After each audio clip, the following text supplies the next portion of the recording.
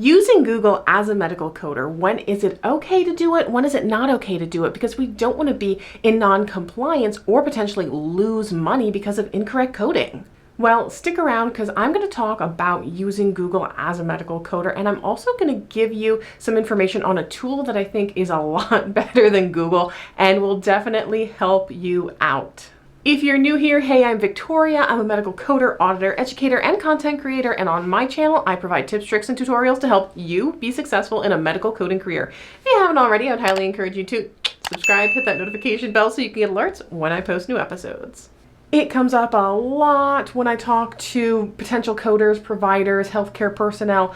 Can't I just use Google when I'm looking up medical codes? I've been in meetings where staff just says, yeah, when we pre-authorize something, we just look up the code in Google, and whatever Google tells us, that's what we call to pre-authorize with the insurance. I've even shadowed with providers that have looked up codes on their phone in front of me to put like diagnoses on lab slips and things, because they kind of want to point out to me that I am not a walking and talking code book. I don't have all of the codes memorized, and that they can just use their phone to basically replace me. Just for the record, the provider in question was getting a lot of complaints from the lab because they were putting on wrong diagnosis codes.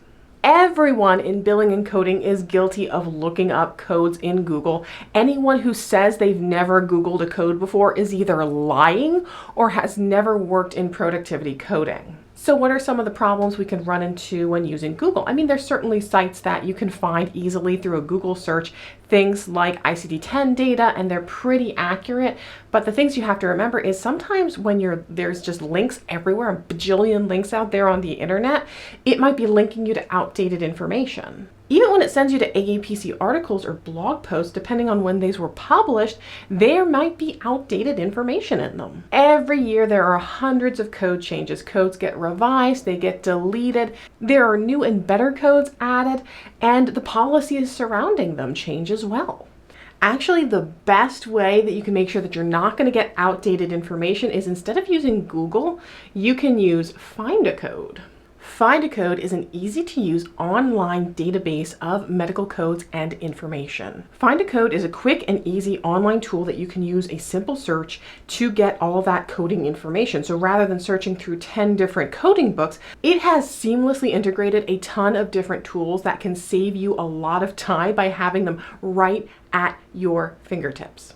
Actually, let me do a demonstration for you where I compare doing a Google search for a code and the information I find there versus what I find on Find a Code. Okay, so here I am in Google, and I'm going to say, oh, I think I should be billing this code 19301. I need more information. What am I going to find online? Well, it's going to pull up first off some zip codes. And then, oh, look at that. The first thing it's going to pull up, and I'm in incognito mode, so this doesn't have any of my information on here. Find a Code. Look at that information right there at my fingertips. But you're not going to have access to that because if you're not signed into a paid Find a Code account, it's just going to give you some of the description information, but it's not going to give you all of the different Find a Code functionality. So if we're looking at Google and we're like, okay, I'm looking for an article, I'm looking for a tip, zip code stuff. Here's an AAPC article about mastectomy procedures. Oh, look, we don't have access to this either because it's on Codify. Here's some stuff on Zillow. Oh, here's a Karen Zipko article. Karen Zipko has great information. She's an amazing consultant, but look at this. This is from 2018, and there's been a lot of changes to some of the breast codes since 2018.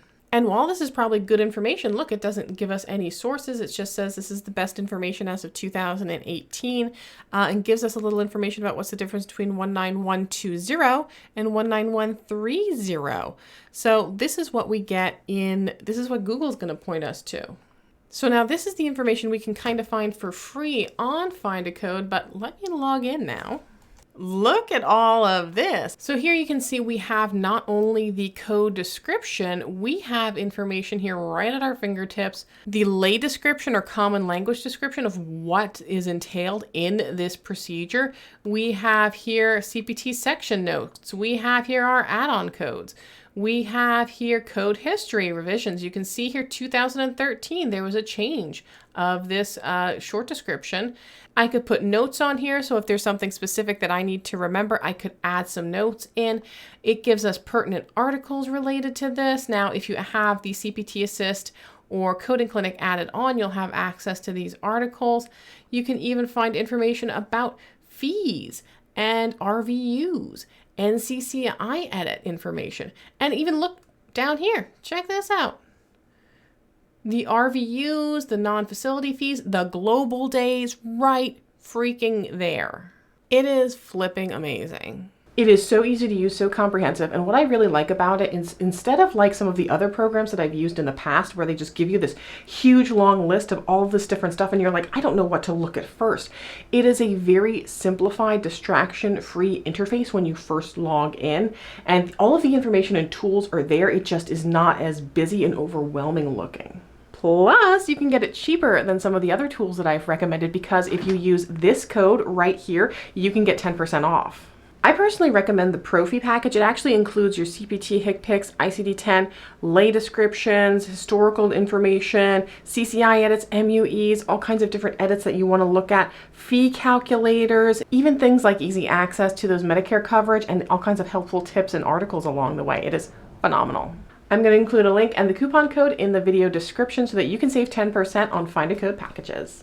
Now back to talking about Google. I don't mind using Google as a jumping off point or maybe a refresher. There might be codes that you kind of have memorized and for whatever reason you're just drawing a blank at that moment and you're like, oh, I know it's this code. Atrial fibrillation is 148 something something. And you know that if you just type it in Google, what's the ICD-10 CM code for AFib, you'll come up with it and it'll say I48.91 and you're like, oh, yep, that's the right one.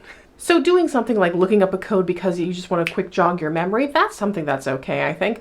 But when we're talking about looking at old articles, old references, even things from consultants can get outdated or they might be opinion-based. I've seen some medical societies that put out fantastic information because they can better explain some of the procedures that they're doing and how that translates into the coding realm. But occasionally you do even see those little things that you can tell they're more opinion-based because the providers are more like, well, it's ridiculous that the insurance would possibly mean this, so we're just going to code it this way. So you can use Google as a way to kind of navigate some of those difficult cases where you're like, I kind of think it's this, and maybe you can find someone online who's like, well, we code it this way, but you have to be careful about that and follow that trail back to where did that originate from. Because if it's a blog post from 2012, that's pretty outdated. So when you see things like that, look for the sources and then backtrack to those sources. Go back and kind of dig and do your own research on that and find out, is that still accurate? So you can use Google as a reference to get maybe a jumping off point or get some sources that people can say, yeah, this is where this comes from, and you can reference it here. But never just take that word for it. Always go back to those original sources. And keep in mind that there may be regional differences. So someone online might be telling you, yes, you have to code this case this way. This is the way we always code it. We were told by our Medicare contractor that this is how we were supposed to code this case. But if you're in a different region with a different Medicare contractor, they might interpret that differently. So you might have a different local coverage determination. You might have different insurance programs in your area that permit something different than someone else in a different state. Or there might be certain circumstances, like maybe in your state, a medical assistant isn't allowed to perform a certain type of service and bill it out under the physician because of that medical assistant's scope of practice in that state. So while your good consultant friend Betty on the other side of the country says, yeah, we bill it this way all the time and it's no problem, you might have different regulations in your state saying that that is a problem. So when you get that information, you're on maybe that consultant blog and you're like, yeah, this is fantastic. This looks like great information. Look for those authoritative sources that they're saying they got that information from. Backtrack it to the CPT book, the CPT assistant, the coding clinic. Even things like the Federal Register, or was it an insurance policy thing? You might not even have the same kind of contract for that insurance program in your area. I love my coding magazines like Healthcare Business Monthly and Billing Coding Advantage, but these are not authoritative sources. When you're looking up the articles in here, you need to backtrack where those sources are and follow them through yourself. I've published a lot of articles for Healthcare Business Monthly, and actually there was one where I submitted a draft and I fat-fingered a code and transposed two numbers, and it didn't get caught until it was sent back to me for my revision, and I noticed it at that point. So again, good jumping off point, but you have to always backtrack to those authoritative sources. We are all guilty of using Google. I'm not going to sit here and preach to you and go, never use Google, don't ever. I'm just saying be safe about when you are Googling things. Use it as that jumping off point. Don't just use it as a shortcut to not have to look things up. You do not want to be in a situation where you are not passing your audit as a coder because you were just Googling codes to shortcut things to get your productivity up. That can cause all kinds of problems for you in your career and for your organization. So for real, find a code because it is so much better. I hope you found this video helpful. Definitely let me know in the comments below. Do you use Google, and in what capacity do you use Google as a medical coder? I definitely want to hear it. I will see you guys in the next video, and until then, just keep on coding on.